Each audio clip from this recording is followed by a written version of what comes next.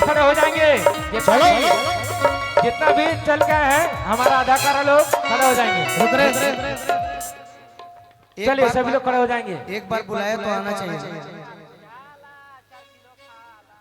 मैंने हर चंदन मैंने मजा। नहीं चंदन भैया बहुत बड़े सिंगर हैं। यही करते मेरा जीवन बीत गया। जी जी हमको कोई मंच पे बताएगा कि क्या करना है क्या नहीं। नहीं भैया नहीं तो तुम लोग गा रही तो कमरियों से बादर बलमुआ कमरियों से बादर बलमुआ कमरियों से बादर बलमुआ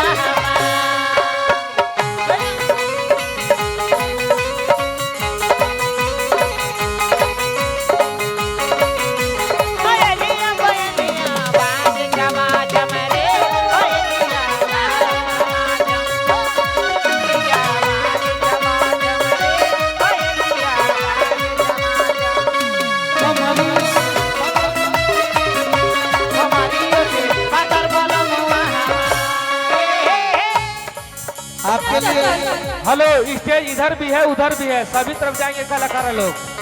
इधर भी है उधर भी है।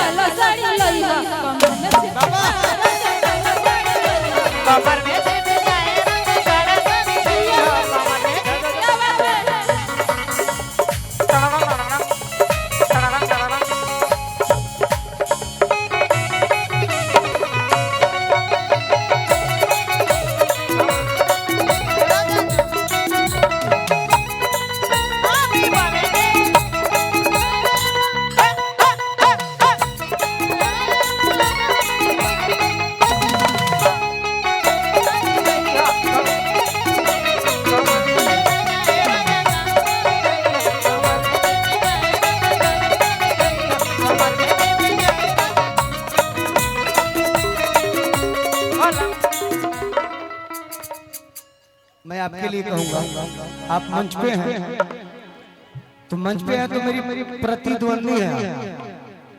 ठीक है मैं आपके लिए एक बात कहूंगा।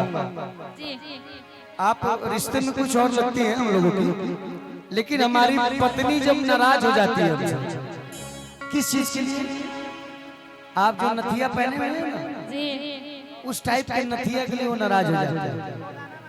तो मैं उसको मनाता हूँ। क्या बोलते हैं? एगो नथिया खाती धान हो हाय हाय हाय काहे मरले बारुमान हो। अरे दिया दिया एगो नथिया खाती धान हाय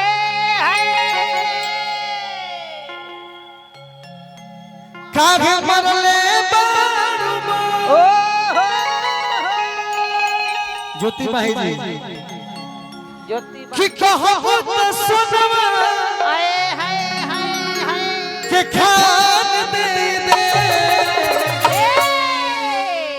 एमे नाराज का होके के बा हम उस वो जो पूजा है उससे बार-बार ये बात बोल रहे थे कि पति को मनाने वाला गाना इसलिए गाना चाहिए। देखिए भोजपुरी में भरत शर्मा से बढ़ के कौन गायक है कि वह गायक, लेकिन हमको क्यों बुलाया जाता है? गोलू को क्यों बुलाया जाता है? पवन सिंह खेसारी जी को क्यों बुलाया जाता है? इंटरटेनमेंट के लिए। इंटरटेनमेंट कीजिए आप, पब्लिक का मन मोहिए। ये नहीं कि आप सुर संग्राम के विजेता भइल हम गाई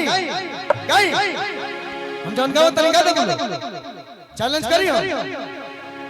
गाने सबको आता है, थोड़ा मजा आना चाहिए। रात भर लोग आंख फाड़ के देखते हैं, क्यों देखते हैं? ताकि लोग जाएं घर को हंसते जाएं। यहाँ मैं कहा कि इंडियन आइडल चल रहा है, यहाँ मैं गाय की दिखाने के लिए बोल रहा हूँ। अरे आप जो गा रही उसी में गाय की दिखाई। चलिए भैया जो हो गया कलाकारी आगे बढ़ाइए। हाय दाढ़ी पाके लगल है मर्द है।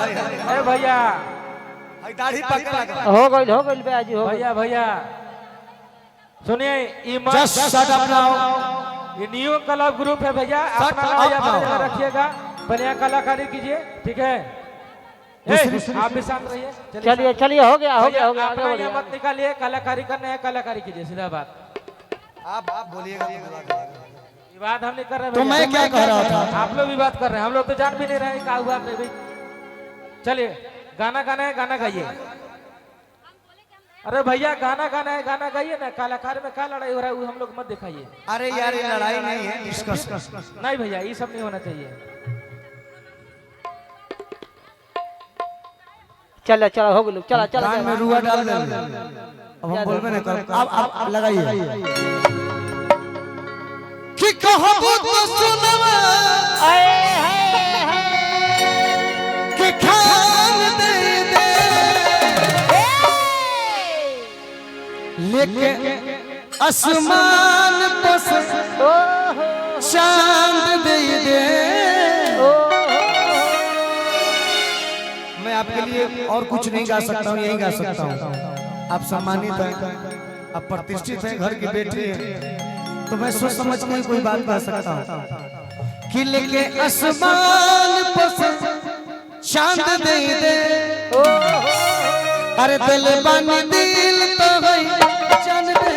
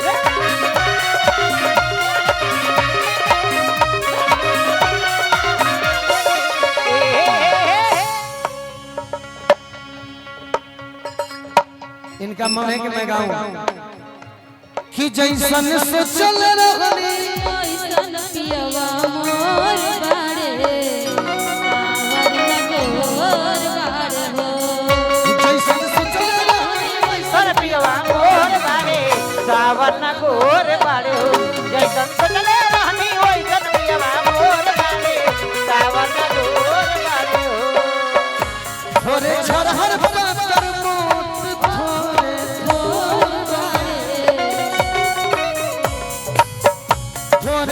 हर बटर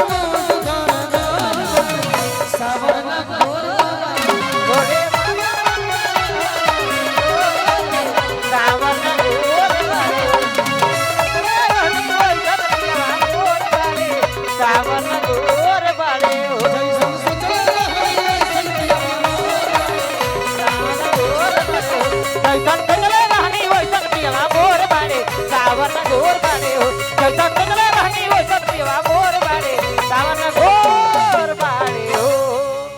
चलिए।